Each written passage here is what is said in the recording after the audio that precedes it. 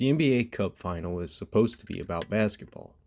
The intensity, the urgency, the idea that a game in December can actually mean something. But tonight, the biggest question around the NBA Cup isn't just who won, it's who it's attached to.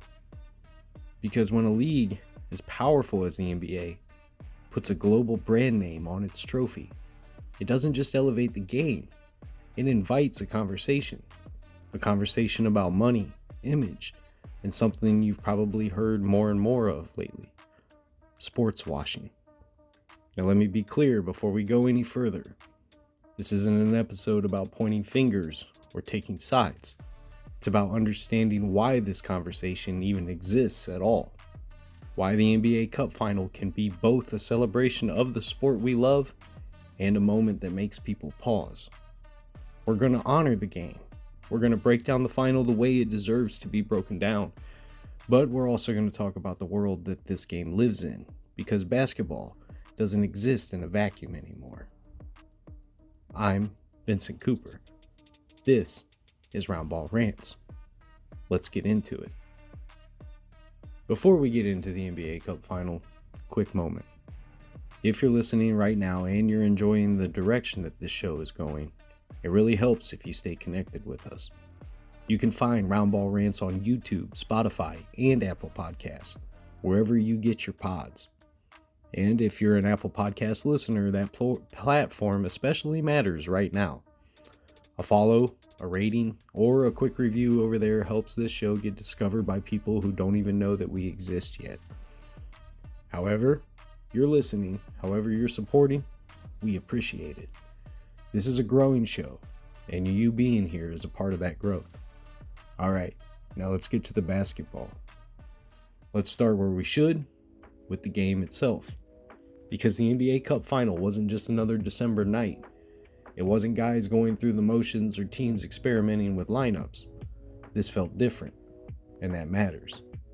Neutral floor, bright lights, hardware on the line, real money attached. And for one night in December, the NBA got exactly what it was hoping for when it introduced this tournament: urgency. From the opening tip, you could feel it. The pace was sharper. The defense was more intentional. Possessions mattered. This didn't feel like a game teams were trying to survive. It felt like one that they were trying to win. And when it was over, the New York Knicks walked off the floor as NBA Cup champions, beating the San Antonio Spurs 124-113 in a game that swung late rather than slowly drifting to its conclusion. This wasn't wire-to-wire dominance. This was a game that revealed itself in the fourth quarter. San Antonio hung around. They competed. They didn't look overwhelmed by the moment, but when it came time to close, when the game tightened and every possession started to feel heavier, New York separated themselves. That final stretch told the story. The Knicks defended with purpose. They made the extra pass. They didn't panic. They didn't rush. They looked like a team that knew exactly what it was doing when the stakes rose. And that brings us to identity. This win wasn't about one guy going nuclear. It wasn't about a miracle shooting night. It wasn't about anything else but balance. Multiple players contributing. It was about a team that knows who it is and leans into it when the moment demands clarity. That's not accidental. That's structure. Jalen Brunson was the face of it, as he's been all season, earning the NBA Cup MVP honors and steering the game without forcing it. He scored when he needed to. He controlled tempo when things got tight, and he didn't let the moment become bigger than the game itself. Afterward, Brunson said, quote, "This is great, and we're going to enjoy this, but once we leave tomorrow, we're moving on," end quote. And that quote matters more than it might seem at first, because that doesn't sound like a team that's surprised to be here. That sounds like a team that expected to win this. That sounds like a locker room that had the NBA Cup on its internal checklist. Something to chase, something to validate the work, but not something that they're confusing for the final destination. That's the tone of a group that understands the difference between a milestone and a mission. And that's exactly how you honor the NBA Cup properly. You don't dismiss it, you don't overinflate it, you treat it like a real goal that was worth accomplishing, and then you get back to work. For New York specifically, this matters. This franchise hasn't exactly been drowning in modern era hardware. The banner history is heavy, but the recent past hasn't always matched the market, the expectations, or the pressure that comes with wearing that Knicks jersey. So winning the NBA Cup isn't nothing. It's the first time that this group gets to lift something together. It's proof, internal and external, that when something tangible is on the line, they can execute. It reinforces belief. It reinforces trust. It reinforces the idea that this team isn't just competitive, it's purposeful. At the same time, nobody in that locker room is pretending that this replaces the bigger prize. This doesn't erase championship droughts. This doesn't end conversations. This doesn't hang forever in the rafters. And that's okay. The NBA Cup isn't meant to be the destination. It's meant to be a preparation, a stress test, a way to see who tightens up and who locks in when the lights get brighter, earlier than usual. And on this night, the Knicks passed that test. And on the other side, San Antonio deserves mention too. This wasn't an embarrassing loss. This was a young team stepping into a real environment, feeling real pressure, and learning what the margins look like when execution decides outcomes. The Spurs are at a different stage, still building, still growing, but nights like this matter for them too. 2 teams, 2 timelines, 1 meaningful stage. Zooming out, this is the broader takeaway. The NBA Cup worked tonight. Players bought in, fans bought in, the basketball felt real, and that's worth acknowledging.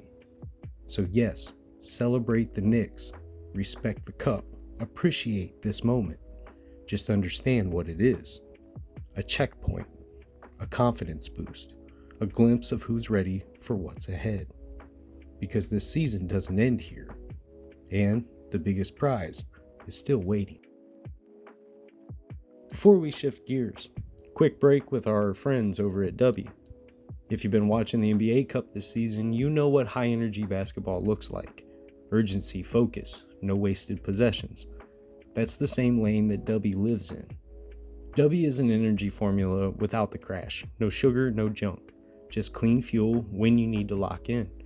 Whether you're watching late night West Coast games, grinding through work, or pushing through your own version of the fourth quarter, Dubby's built for that moment. Head over to Dubby.gg, and if you decide to try it, use our code Round Ball Rants to support the show. Alright, take a breath.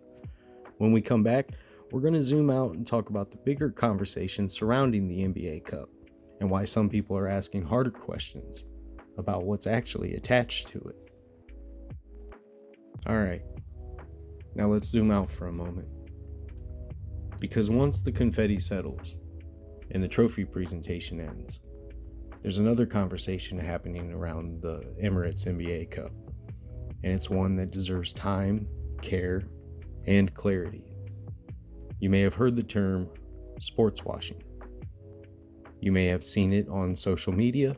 You may have seen it attached to the NBA Cup, to WWE events, to Formula One, to global sports sponsorships and partnerships across the Middle East. So before we go any further, let's slow this down just a bit and define what people are actually talking about without jumping to conclusions. Sportswashing is a term used by critics to describe when a country, government, or powerful entity invests heavily in sports partnerships as a way to improve its global image. The idea is that sports, because they're emotional, communal, and widely loved, can help shift perception, soften criticisms, or present a more welcoming face to the world. That's the concept, not an accusation, but a framework. And this conversation has grown louder as countries in the Middle East, particularly the United Arab Emirates and Saudi Arabia, have become more active in global sports. We've seen it with boxing, with soccer, with Formula One, with WWE, and now, very visibly, with the NBA. The Emirates NBA Cup is part of that picture. Now here's where this conversation gets complicated and where it requires nuance. On one hand, there's a perspective that sees this as transformative. Sports can open doors. They can build bridges. They can expose people to different cultures, different regions, different narratives than the ones that they're used to hearing.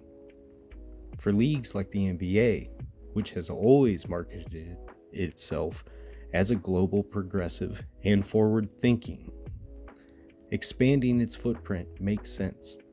Basketball is already international. Players come from everywhere. Fans are everywhere. Business, inevitably, follows that. From that angle, partnerships like this are about globalization, not manipulation. But on the other hand, and this is where critics step in, there's concern about where the money comes from and what it's connected to. Human rights organizations and journalists have raised questions about whether some of these countries continue to be involved in serious overseas conflicts, internal repression, or humanitarian crises, even while presenting themselves on the global stage as modern, open, and welcoming through sports. That's the tension. Not that sports are bad, not that the NBA is complicit, but the uncomfortable idea that image and reality might be moving on separate tracks. And for people raising these concerns, the fear is that sports, intentionally or not, can become a form of reputation laundering, that the joy of the game, the spectacle, the celebration can distract from stories that are harder, uglier, and less comfortable to confront. At the same time, it's important to say this clearly. This isn't a simple villain and hero story. The Middle East is not a monolith. The UAE is not a single voice. And global politics, especially post 9/11, has left deep scars, mistrust, and unresolved tensions on all sides, including ones shaped by Western involvement. This is not a conversation that fits neatly into a slogan, and that's exactly why it's worth discussing, but carefully. The NBA sits in a unique position here. It's a sports league, but it's also a cultural institution. It speaks loudly about values, about inclusion, about justice, about being on the right side of history. When a league with that identity enters into the global partnerships, people are naturally going to ask questions, not because they hate basketball, but because they care about what basketball represents. And here's the key distinction I want to make. Having the conversation does not require taking a stance. You can acknowledge that sports partnerships can genuinely foster openness. You can acknowledge that they can also be used strategically to shape perception. And you can hold space for the idea that both things can be true at the same time. You can recognize that the NBA Cup can be a meaningful basketball innovation and a flashpoint for broader ethical discussion, without pretending that those realities cancel each other out. So if you're listening to this and thinking, okay, but what am I supposed to do with this? That reaction makes sense. Because the point of this conversation isn't to give you a conclusion. It's to give you context. To say when the NBA Cup matters is enough to carry global branding. It also carries global questions. And engaging with those questions doesn't mean that you love the game any less. It means that you understand how much the influence the game actually has. This is what sports look like when they're truly global. They don't just bring people together, they expose tensions, they reveal contradictions, they force joy and power to exist in the same space. And noticing that isn't cynicism, it's maturity. You can still celebrate the Knicks lifting the trophy. You can still love what the NBA Cup added to the season. You can still be excited about where basketball is headed. And at the same time, You can allow yourself to ask, who benefits? What's being emphasized? What stories get louder? And which ones get quieter? Those questions don't ruin the sport. They respect it. Because the alternative is pretending basketball exists in a vacuum, untouched by money, politics, or influence. And that's never really been true. So this isn't about taking a side. It's about understanding the moment that we're in and recognizing that sometimes the most responsible thing a sports fan can do isn't shout or boycott or defend. It's simply to pay attention. Before we get out of here, I wanted to land this carefully, because if you've been listening to Round Ball Rants for any amount of time, you know what this show is supposed to be. It's supposed to be a place where we come to breathe, to escape, to let basketball be basketball. Joy, competition, storylines, and connection. That hasn't changed, and it won't. But December has taught us something this year, in basketball and in life. The grind doesn't stop just because something uncomfortable shows up. You don't get to pause the season. You don't get to skip the hard conversations. They just appear right in the middle of everything that you're trying to build. That's what this was. We didn't have this conversation because we wanted to make a statement. We didn't have it to take a side. And we didn't have it to turn Round Ball Rants into something that it's not. We had it because when something bleeds into the game that we love, ignoring it doesn't protect the grind. It weakens it. And here's where we land. We acknowledge it. We spend the time with it that it deserves. We educate ourselves so that we're not speaking from ignorance. And then we keep moving. Not because we don't care, but because we do. Caring doesn't always mean stopping everything. Sometimes it means carrying the weight responsibly and still showing up the next day ready to work. That's the December lesson. You can be in the trenches, feeling the pressure, feeling the fatigue, feeling the complexity, and still stay focused on what you're building. The conversation affects the grind, but it doesn't disrupt it. It informs it. That's the lane that we're choosing. We owe it to you, the audience, to cover as much as we can without pretending that we're above it all, without taking a moral high ground, without turning every episode into a referendum on the world. We're not on a podium. We're in this with you. When action is necessary, we'll talk about action. When clarity emerges, we'll share it. But right now, the conversation itself, it matters. Because awareness is part of being a responsible fan, not a distracted one. So we acknowledge the moment. We respect the humanity behind it. And then we come back to the game, grounded, informed, and still moving forward. That's how you survive December. That's how you keep your balance. And that's how this show is going to continue to operate. I'm Vincent Cooper. This was Round Ball Rants. Thank you for being here, for grinding through this season with us, and for trusting us to handle the tough moments without losing the joy. And remember, it's not just basketball. It's therapy with a bounce.